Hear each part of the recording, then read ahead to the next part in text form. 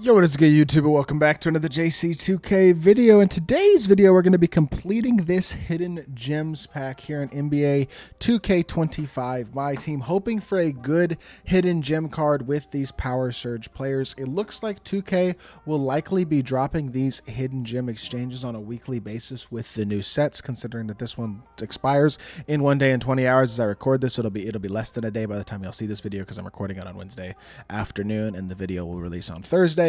But I'm going to also talk through just all of the exchanges that are available right now and whether or not they're worth locking in, and then we're going to open up this hidden gem pack at the end of the video. So before we hop into it, if you haven't already, make sure you hit that subscribe button. Help me push towards the 30,000 subscriber mark on the channel. I upload every single day, tons of consistent daily MyTEAM content. Would really appreciate it if y'all do subscribe. Without further ado, let's hop right into it. So I am 9 out of 10 on that. I have the 10th player sitting right here as Mr. Tony Delk. We'll add him to the collection. And by the way, just for the time being, I could also sell these cards, but I'm not going to worry too much about that right now. Regardless, I do think these hidden gem exchanges are neat. The problem that I mostly have with hidden gem exchanges is how expensive they are to complete, especially the high tier ones. For example, the Diamond Hidden Gems pack, this one with Gems of the Game players. Gems of the Game amethysts are probably, I mean, let's check what the cheapest Gems of the Game amethyst in the game is right now. My guess is 50k MT, 40k at least. Like they're very, very expensive, and 45k there's one up. Let's just say you get lucky and you can snipe them at 40k a piece over time. That's a 400,000 MT expense to lock in for one hidden gem diamond. It's just not worth it. There's an Amethyst 3-point royalty collection that you can lock in. And these Dana Barros cards are cheaper. So let's say you can get about 25k each, because it looks like he's around 25k for the cheapest one right now. Let's say you're lucky. That's 250k still if you're lucky and can snipe him for low. It's going to be more than that right now if you were to just buy 10 of them. The other exchanges that they have for diamonds are there's a Diamond Hidden Gem exchange, which basically is 5 Diamond Full Throttle players. They're going for about 70k a piece at least. Same thing with this 5 diamonds. It's also about 70k a piece. So that's 350k or so each for the 2 Diamond Hidden Gem exchanges that use diamonds. The one that uses 3-point royalty players is probably the cheapest one, and even there you're probably looking at close to 300,000 MT to get 10 Dana Barroses. And then you got probably 400,000+ MT for this Gems of the Game one that's diamond. I just think the odds on these and the value of what you're getting just isn't very good. Like 10 Ruby Gems of the Game players, let's just say you get lucky and you sit and if you're willing to sit there and snipe for a long period of time, maybe you can get these cards for relatively cheap. But 10 Ruby Gems of the Game players for 1 Ruby Hidden Gem, which is a random RNG card, is just not good value. Let's say you can get them for 10k a piece, which you can't, by the way. That's still 100k. It's looking like it's more closer to 150k right now to get a Ruby Gems of the Game, to get the Ruby Gems of the Game cards you need for that Hidden Gems pack. So I just think these exchanges are all really, really, really expensive, with the exception of this one right here, which is just a regular Hidden Gems pack.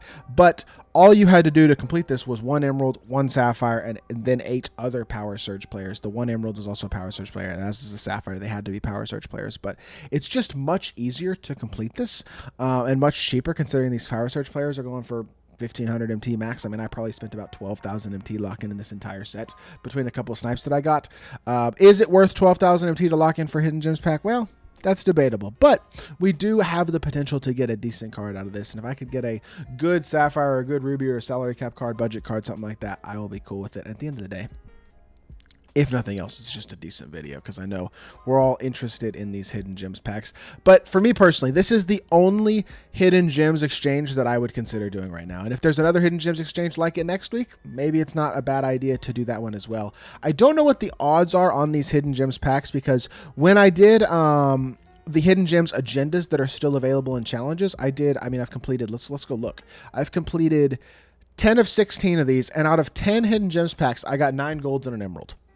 So that's obviously really, really bad. But then I completed salary cap and I got a sapphire. And I've seen people getting like rubies and amethysts from salary cap. So it looks like they may have different, like they look the same, the Hidden Gems packs, but they may be different packs as a whole. For example, this Hidden Gems pack definitely might work differently than the Hidden Gems pack that you get from those challenges. So I'm hoping that this has at least semi-decent odds and we can get at least like a Sapphire or a Ruby. Now, is it very possible we get some bum gold and this is a complete waste of 12,000 MT?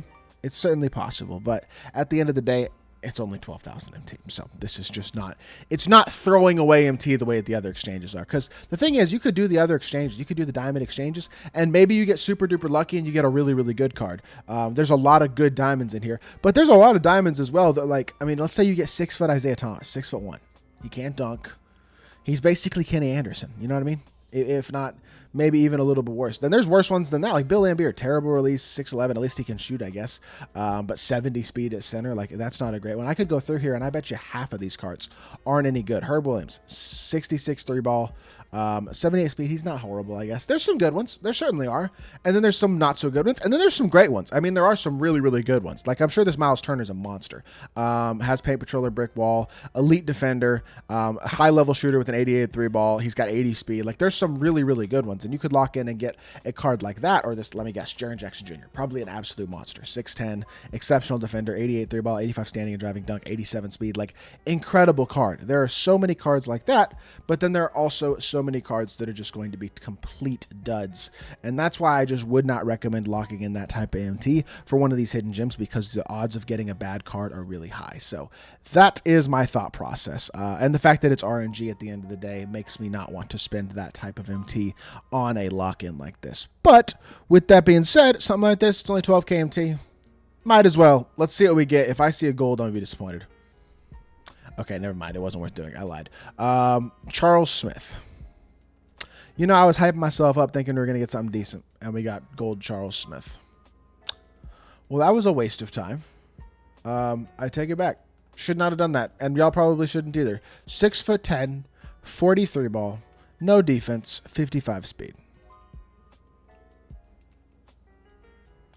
Never mind. Don't listen to me. I don't know what I'm talking about. This was not a worth it, and this is almost a pointless video, honestly.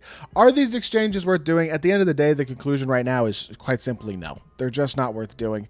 Let me be the test dummy for this type of stuff.